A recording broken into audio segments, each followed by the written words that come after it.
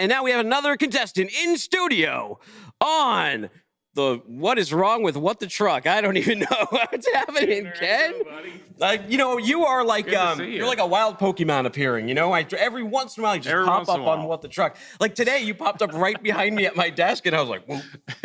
you had the pods on and the noise canceling, and it almost wasn't even fair. I did. You know what I was listening to? So I put out on Twitter this poll about what the best Rocky movie was. Yeah. And Rocky 1 took it 50%. Rocky 4 was like 33% on there. But it got me listening to the soundtrack, the Rocky soundtrack. Oh, yeah. So that's what I was blasting. What is your pick? Of the Rockies? Yeah. It's got to be Rocky 3. That's where I am. That's Clubber Lang, Mr. T in there. Mr. T. I was scared of that guy. See, there's the results right there. Rocky 2 got no love. This only got 12%. Exactly.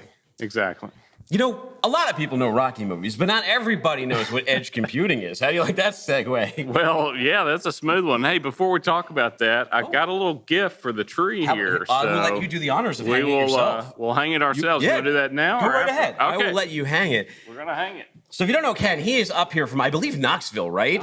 Knoxville, Tennessee, had a nice ride up here. But as you know, on 75, all you drivers out there, traffic can come out of nowhere. And he was telling me one of the reasons he was a little early today was when he came up to F3, you got bit by that. But you never know. If it's not there, then it's like a 2-hour drive. It's unpredictable. But no, we're thrilled to be here and talk with you. I mean, it's been a couple of years, but glad to be here. Well, this is your company you're Chief Technology Officer, so you know a lot about this company. You just hung the ornament. Tell us what this company is. Yeah, so Konexial is a company that's 6 years old, so we're in year 7 now, based in Knoxville. And we basically make all the technology that trucking companies need to run better operations. So think of it as the next generation tech. And basically, people can get everything they need from in-cab all the way up to tracking those load executions and getting digital documentation, communication, proof delivery.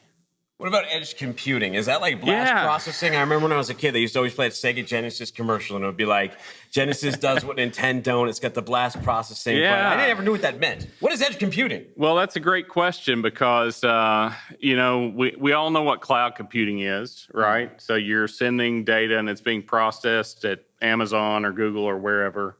A lot of capability, easy to spin it up, right? The challenge in transportation is the data is all being generated inside the truck.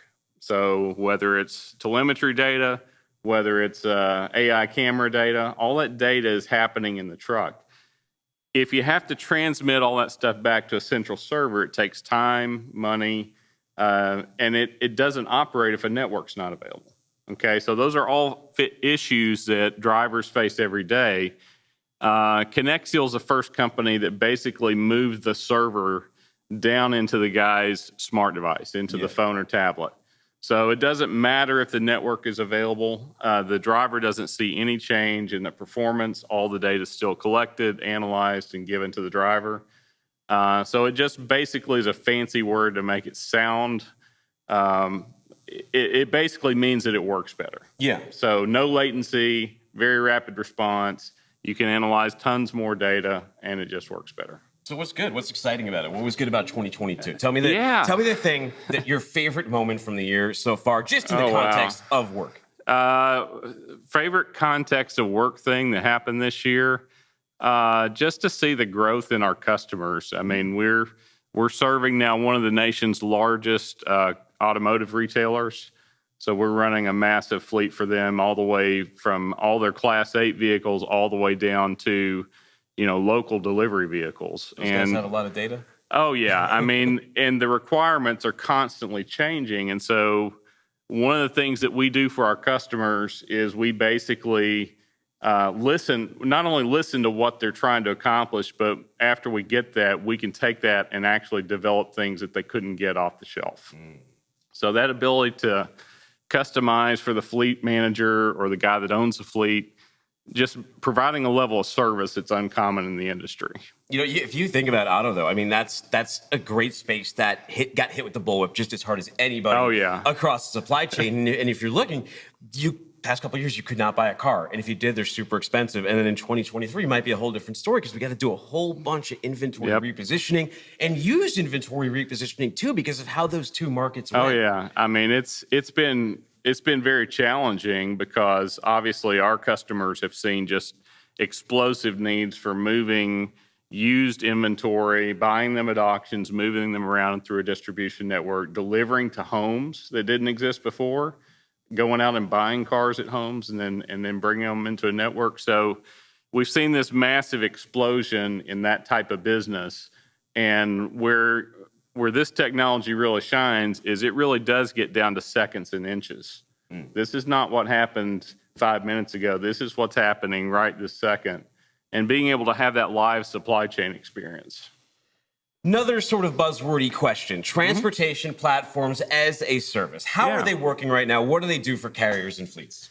That's a great question. That's really kind of what we've been building at Konexial. And Konexial, I mean, it's connecting all to one, right?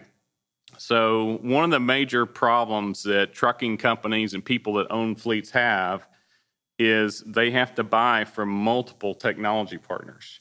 So you may buy from company X to get your ELD, company Y is doing fleet maintenance and management, company Z is doing camera systems, then I'm dealing with someone else for a business system or a TMS. And we kind of looked at that and saw an opportunity. And what we saw was what people really want is a system that just works and can do everything in one in one system. And so that didn't really exist. So we basically have been building that out. And that's really kind of what we're doing now is we're offering that as a platform as a service. We call it a transport platform as a service. And so if you deal with Konexial, you can get everything you need in one place. I think that's that sort of fear or that aversion people have in tech lately. Like tech was getting easier and then all of a sudden it started getting a lot harder. Like I don't know if you've bought a home theater lately, but if you have like the soundbar, the TV, and like the Apple TV are 3 different manufacturers, they might not sync at all. You get all Samsung, it just works, right? With the app. You get all Sony, it just works. But you try to mix things up, which is what Freight is, mixing things up. It's mixing stuff up. It's like setting up your home theater, people. Well, that's exactly what it is. And so if you can work with one company with zero integrations, right? That's the benefit. And one of the things that we do that our customers consistently give us feedback on is we take very complex things and we make them very simple. And so people don't want to see a screen that's got 80 different columns on it, can be rearranged for everybody's taste. What they want to know is, hey, which trucks are dwelling where, what's on time, what's not on time, who has a problem with this driving behavior. And so we take all that complexity and we boil it down to where it becomes very simple. What does that look like? Because I think that's the other thing too. People go, oh great, all this data and that's becoming a theme too. How do you action it? Yeah, so the actioning of that is it really gets into you've got to have that connection to the driver. Yeah. And so you got to go like Matt at the beginning of the show and go for 3 days in the truck? Well, yes, and we've done that exhaustively, obviously. We spend a lot of time with drivers, either in person or on the phone. And basically, what's different about our mobile technology for the driver, it actually does everything the driver needs to do inside one app. So it's the only app that you can do ELD, AI-based and driver safety systems, turn-by-turn navigation, which is commercial grade. We're even adding weather to that here in the first quarter. And then obviously what we would call load execution, which is, hey, my dispatcher sent me this load. I need to execute it, capture all the documents.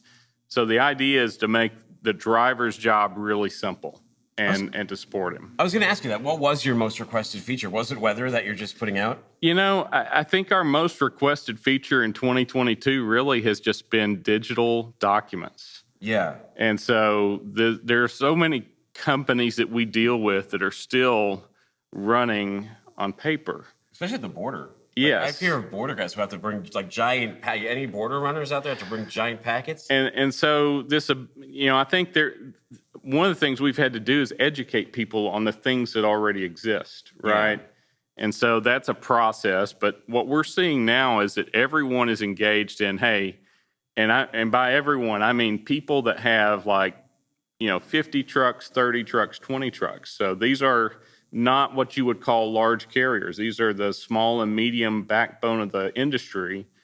And they're all realizing now that, hey, I don't have a system. My system, if I want to grow any, I've got to solve these problems because I can't brute force it anymore. Yeah. And so what we're doing is we're helping them understand, hey, here's how this technology works. Here's how you can easily deploy it. And then you get the benefits of being able to grow without adding, office headcount. Very cool. Well, yeah. What do you think is going to make a good fleet technology partner in 23? Well, in 23, I would tell you it's every year, but it's really getting a partner that has service. Because a lot of technology companies, they will offshore their customer support and service. Shocking, really? Yeah, places that you wouldn't imagine, but seems to be more and more these days too. Yeah, exactly. But that's not what we believe. We believe that the people they ought to be someone the driver can identify and the manager can identify with. Yeah. They ought to be able to understand them. So we actually hire people all here in East Tennessee. We have the ability to hire anywhere, but we choose to hire here. But we have some criteria that they've got to be really good on the phone. They got to be really good with people. They got to listen well. They got to have analytical skills to help identify and solve any issue that there might be. But the other thing is when people call into us, one of the reasons that they like getting Konexial as their provider is we actually invest in our people and they become compliance experts. So you're not just talking to somebody about, hey, how do I fix this on my technology? It's, hey, I need some advice. What's the rule on this? And while we don't give that advice, we say, well, here's where you can read about it. And if you have a question, I can try to help you understand that. I can't help but notice the orange on your band. Were you a volunteer? I am a volunteer. It was a roller coaster of a season, was it not? It was awesome, to be honest. I remember one briefly. It's been such a long 20-year gap, so we enjoyed every minute. And yeah, it didn't turn out the way we wanted at South Carolina, but it's still a great year. Were you down in Knoxville when they did game day and it was just electric? I was at every home game this year. Wow. And I'll tell you, I've been at the three most important games in UT history. Which ones were those? I would tell you that the third most important was 1982. They beat Alabama. Okay. I was 13. That's important every time that happens, no matter who beats them. And been a long time. It was the only time Majors beat Bear Bryant. Oh. Okay. The second most important, I would say, was 98. They beat Florida finally. What about last year when you guys were throwing the mustard on me? No. That doesn't count. But number one has to be this year. 52-49 over Alabama. All right, Can't beat that. Ken, before I let you go and send you out for the holidays, I'm going to give you a chance to win your own trivia game because you're right here in studio. I knew the answer to the question you asked. That was an easy one. This one might be a little bit tougher now that I'm looking at it. Science. What company was the first to release the modern disposable camera in 1986? I'm going to have to say Polaroid. I know. That's what I would have guessed. And my second guess would have been Kodak. It was Fujifilm. You got to be kidding me. Fujifilm. Oh, man. I feel like a loser now. I should have known that. I demand a rematch. We get to go one more. We're going to one more, Ken. We're going to one. You can't leave with nothing. What do we got here? Okay, you'll get this one. Trends. What popular toy could you perform tricks with, such as walk the dog around the world and rock the baby? Oh, it's got to be a yo-yo. There you go. Merry Christmas. Yes. Ken, you got a copy here. Thank you so much for coming on the show. Thanks, buddy. Really appreciate it. Thanks for coming. Have a safe trip back to Knoxville. Merry Christmas to you. You as well. All right. Take it easy.